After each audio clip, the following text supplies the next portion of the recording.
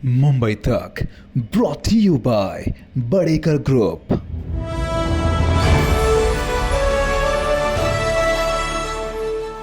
पश्चिम महाराष्ट्रामध्ये yes bye demand मी मगाशी जे म्हणत होते की मार्जिन हे तिकडे कमी आहे आणि काही पट्ट्यांमध्ये जास्त आहे, काही जणांनी त्याच्यामध्ये माझं गणित सुद्धा काढलेलं आहे। सो तुमच्या माहितीसाठी आता मी हे ठेवतेय।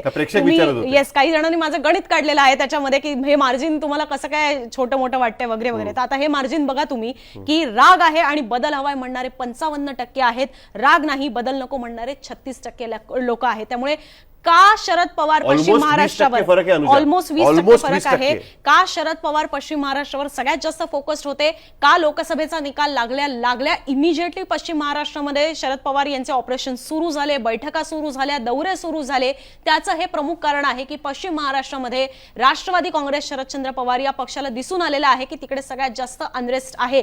जरी जरांगे फॅक्टर आरक्षण हे मुद्दे आपल्याला लोकसभेतला एक प्रमुख मुद्दा दिसत असला, त्याचा मराठवाड्यात फटका बसला असला, महायुतीला जबरदस्त फटका बसला असला किंवा संविधान धोक्यात आहे या मुद्द्याचा काही प्रमाणात उत्तर महाराष्ट्र आणि विदर्भात फटका बसलेला आहे लक्षात आलेला असताना सुद्धा शरद पवार यांचा फोकस हा पश्चिम महाराष्ट्रामध्ये का आहे हे या आकडेवारीवरून दिसून येते। आणि हे ह्यूज मार्जिन आहे अनुजा, ह्यूज मार्जिन आहे। म्हणजे मराठवाड्यात सुद्धा 10% फरक होता, हे 20% फरक असलेलं मार्जिन आहे आणि ते भरून काढण्यासाठी खूप प्रयत्न करावे लागणार आहेत। आणि सगळ्यात महत्त्वाचं असं आहे की याचा अर्थ असा की राष्ट्रवादी काँग्रेस पक्षाचा जो प्रभाव क्षेत्र होतं त्या प्रभाव क्षेत्रामध्ये शरद पवारांच्या नावाचा काहीतरी जादू ही त्या ठिकाणी चालते हे आपल्याला त्याच्यामध्ये दिसतंय। नंबर 1।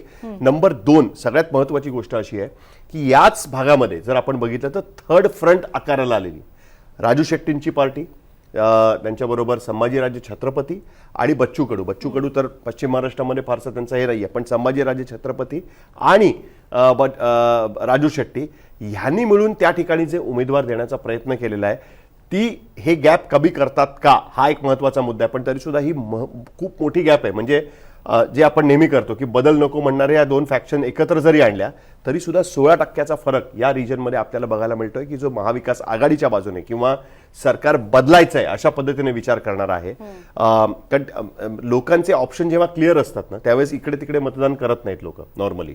त्याच्यामुळेच आपण बघितलं की लोकसभेमध्ये वंचित फॅक्टर चालला नव्हता।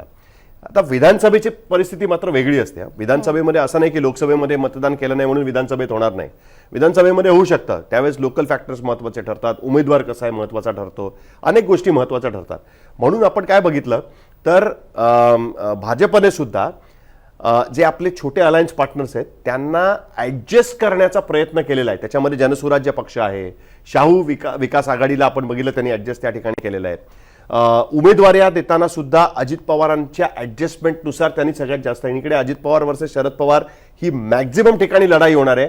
आणि त्याच्यामध्ये जर अशा पद्धतीचा फरक असेल तर विचार करा शरद पवार वर्सेस अजित पवार लढाईमध्ये विनर कोण होऊ शकतो। म्हणजे आपण आता या सर्वेच्या आधारावरती आपण ही गोष्ट सांगायचा प्रयत्न करतोय, पण क्लिअरली आपल्याला दिसतंय की बदल हवा आहे म्हणणारे 20% लोक जास्त पश्चिम महाराष्ट्रामध्ये आपल्याला बघायला मिळतात। आणि इथे सुद्धा लोकसभा निवडणुकांमध्ये सगळ्यात मोठा फटका महायुतीला बसलेला होता, आपल्या वगळून चालणार नाही। बारामती मिळवता आलं नाही, शिरूर मिळवता आलं नाही, सांगली मिळवता आलं नाही, सांगली तर हातातनं गेलं, सोलापूर हातातनं गेलं, माढा हातातनं गेलं, कोल्हापूर हातातनं गेलं, नगर हातातनं गेलं। सो हे किती सगळे महत्वाचे पट्टे आहेत किंवा आपण म्हणू शकतो की जो साखर पट्टा आहे त्या पट्ट्यामध्ये जिकडे सहकाराचं जाळं हे खूप मोठ्या प्रमाणात पसरलेलं आहे, मराठवाडा आणि पश्चिम महाराष्ट्र इकडेच सगळ्यात जास्त पसरलेलं आहे आणि त्या ठिकाणीच महायुतीला खूप मोठा फटका बसलेला आहे। जरी त्या सहकार क्षेत्रातले मातब्बर नेते हे महायुतीने आपल्यासोबत 2019 पासून घेतलेले असले तरी सुद्धा, त्यामुळे पश्चिम महाराष्ट्रामधली ही लढत फार इंटरेस्टिंग ठरणार आहे। पण मला असं वाटतं की याचं आपण आता